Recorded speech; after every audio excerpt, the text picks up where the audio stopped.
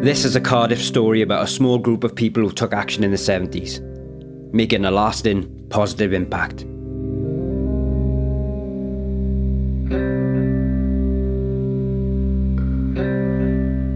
In the late 60s, Cardiff hit the headlines in a scandal that sent shockwaves throughout the country. And it's behind this door, in this unassuming street of Cardiff, that social care was revolutionised. In 1967, the News of the World newspaper uncovered endemic mistreatment of patients at Ely Hospital, which included physical and verbal abuse, a lack of medical care and ignoring of complaints. This triggered a major inquiry, which found the psychiatric hospital to have been completely cut off from mainstream professional care, with a severe lack of staff training and overcrowded and dirty wards. Cardiff was completely horrified that this was happening unknowingly right under their nose and jumped to action.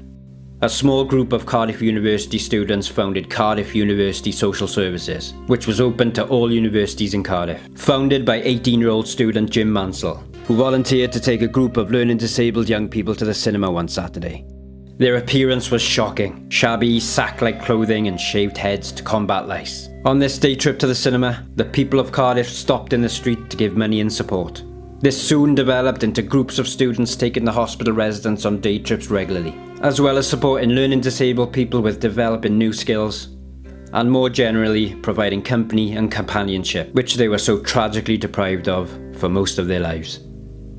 Within 2 weeks, Jim Mansell called a meeting to discuss how to get Ely Hospital's doors shut for good and support its residents in a more humane way. In 1974, Cardiff University Social Services pioneered a completely new form of care, when Jim and 2 other volunteers moved in with 5 previous residents of Ely Hospital at 12 Ruthin Gardens in Cathays. In a time where learning disabled people were kept and isolated in long-stay institutions, this group was integrated into the community and developed independence through the care and training roles that these students took on. Cardiff University Social Services volunteers helped residents to do more than simply survive. Whilst the students attended lectures, the group home residents attended a nearby adult training centre. Within a year, Cardiff University Social Services had managed to receive funding from Westminster's Welsh office, and volunteers were joined by paid support workers. The former Ely Hospital residents developed so much that there was a real equality throughout the house, and everyone lived together more like housemates. Beyond that, the residents were helped to move further with their lives by finding jobs and gaining ultimate independence, where in the past, hospitalisation would have been their only option. One of the housemates was Alan Duncan, a young man born with Down syndrome who had aspirations to be in a band, which he achieved after moving into 12 Ruthin Gardens. The work done by these students in supporting learning disabled people and raising awareness of their radical approach led to Cardiff County Council setting up Nimrod in 1981. Their aim was to copy the Cardiff University Social Services model of supportive living and expand their work. It began first with an all-Wales strategy, which was then rolled out as standard across the country.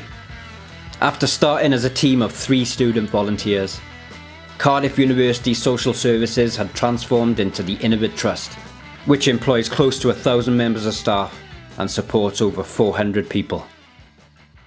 Ely Hospital closed in 1996. All that remains today is this wall and a section of tiled flooring, trodden on by those who suffered the horrors they were subjected to. A discarded mosaic gives a nod to the closure, which includes messages from some of the community.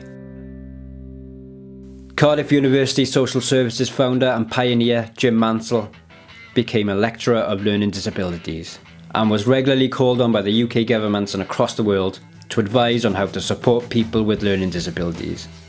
And he also received a CBE in 2012. Professor Mansell writes the guide for the NHS on providing services in the community for people with learning disabilities. He continued to fight against the poor treatment and abuse of people with learning disabilities up until his death in 2012. These students who fought for change paved the way for a brighter future for learning disabled people. And today, 100,000 people are moved into supported living houses based on the house in Ruthin Gardens. A real beacon of light, which brought learning disability out of the shadows.